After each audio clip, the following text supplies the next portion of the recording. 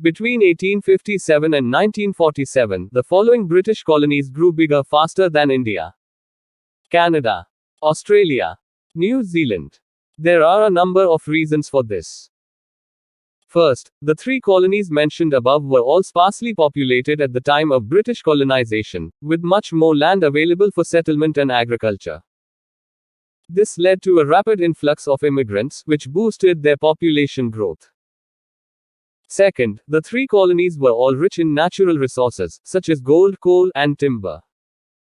This attracted investment and development, which further fueled their economic growth and population growth. Third, the three colonies were all relatively democratic societies, with a strong commitment to individual liberty and the rule of law. This created a favorable environment for business and investment, which contributed to their economic success. In contrast, India was already a densely populated country with a long history of civilization. It also had a more complex social structure and a greater diversity of religions and cultures. This made it more difficult to achieve political and economic unity. In addition, India was subject to a number of discriminatory policies under British rule. For example, British companies were given preferential treatment in the Indian market, and Indian industries were often stifled. This made it difficult for India to industrialize at the same pace as the other colonies. Despite these challenges, India did make some progress towards industrialization during the British Raj. However, this progress was limited, and India remained a largely agrarian society until independence in 1947. Here are some specific things that Indians could have done to industrialize India, but did not. Invest in education and infrastructure. The British did invest in education and infrastructure in some parts of India, but they did not invest as heavily in other parts of the country. This led to uneven development in India, with some regions becoming more industrialized than others. Promote social reform. The British colonial government did not do much to promote social reform in India.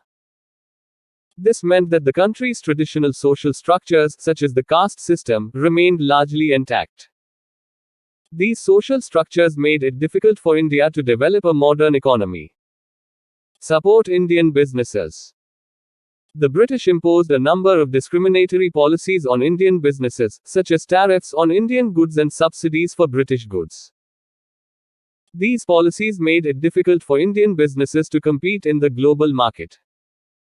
Develop a strong industrial sector. India has a large agricultural sector, but it does not have a strong industrial sector. This is because the British did not invest heavily in industry in India. However, Indians could have done more to develop their own industrial sector. Work together to achieve a common goal. India is a diverse country with many different groups of people. This diversity can be a strength, but it can also be a challenge. Indians could have done more to work together to achieve a common goal of industrializing their country.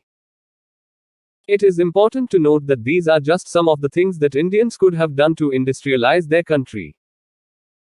There are many other factors that contributed to India's slow economic growth during the colonial period.